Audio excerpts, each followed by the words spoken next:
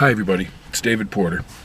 A few thoughts on personal safety and personal security and mass casualty events, mass active shooters. This seems to be happening, I don't know, once or twice a month in the past couple of years. It seems that the frequency of active shooter events has increased tremendously.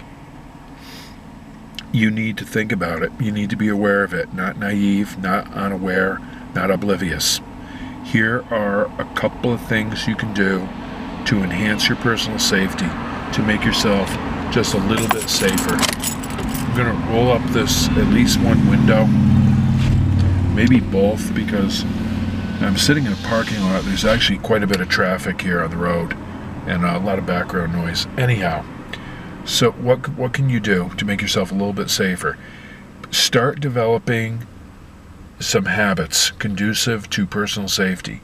When you go into a cafe, a diner, a restaurant, where any type of public area, a supermarket, a convenience store, first thing you look for when you go in the building, where are the exits? Obviously, you just came in one. Look for exits. Look for how you will get out of there quickly if you have to. Number two, look for lines of sight. Where can you see? Because if you can see straight ahead down an aisle, that means the bad guy can. Look for cover and concealment. Cover is a large, solid, well, it doesn't have to be large, an object big enough for you to hide behind, which is solid enough where it will probably stop most bullets. Concealment is something large enough to hide you, which will probably not stop most bullets. The former will protect you. If the bad guy comes in and shoots, what you're hiding behind is probably going to protect you from getting shot.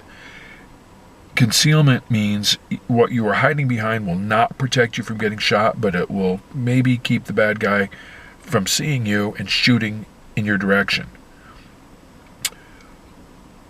Have a plan every time you go in a building. Look for the exits, look for lines of sight, look for cover and concealment. Position yourself so you can get out the exit quickly. In the event of a mass shooter, leave your stuff behind.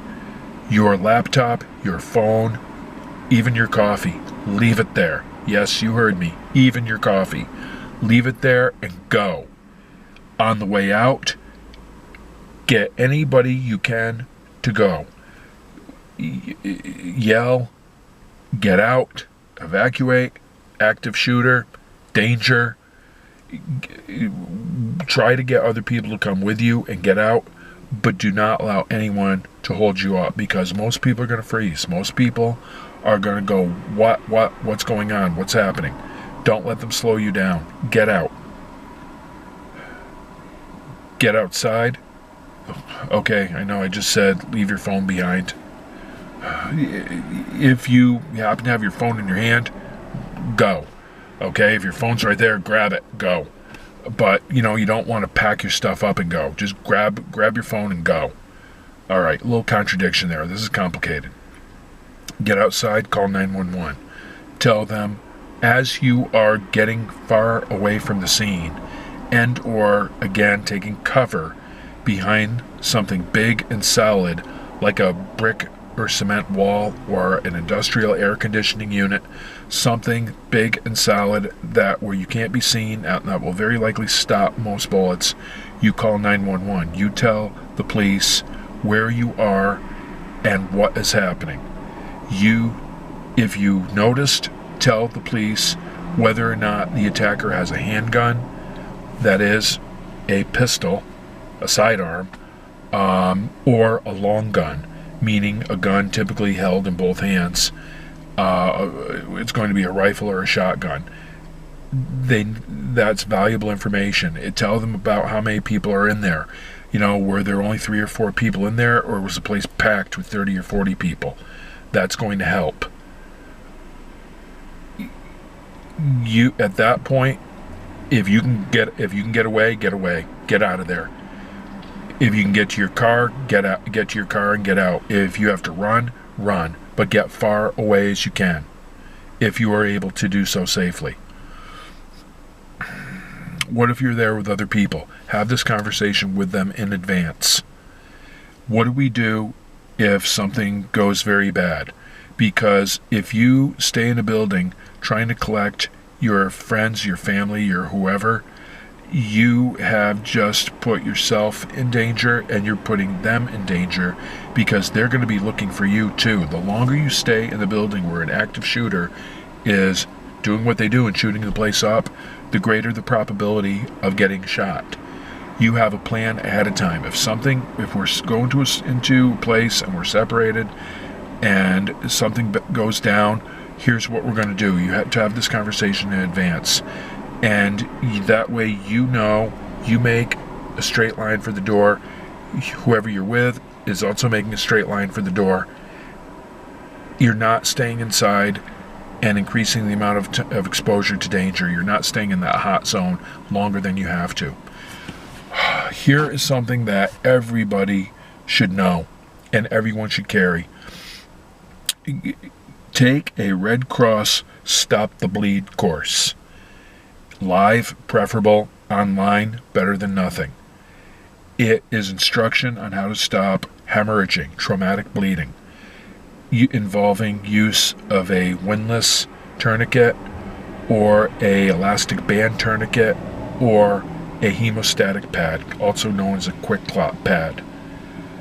It is very valuable information to have, and you can buy 3 or 4 windlass tourniquets on Amazon for about $20. You can buy quick clot pads for around $15, $18 and have them with you at all times. I keep a first aid kit in my man bag, which is mostly stuff for stopping traumatic bleeding, and I keep a more elaborate kit in my vehicle.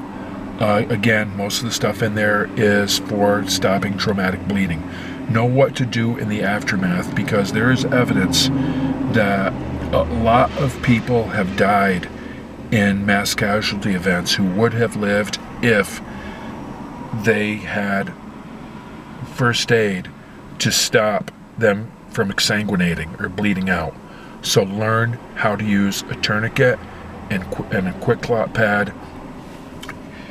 Training will give you confidence. I've said this in another video. The more you train, the less fear you will have. The less likely you are to freeze up in these situations. You get training, you get practice, you get repetition, you get limbic system conditioning.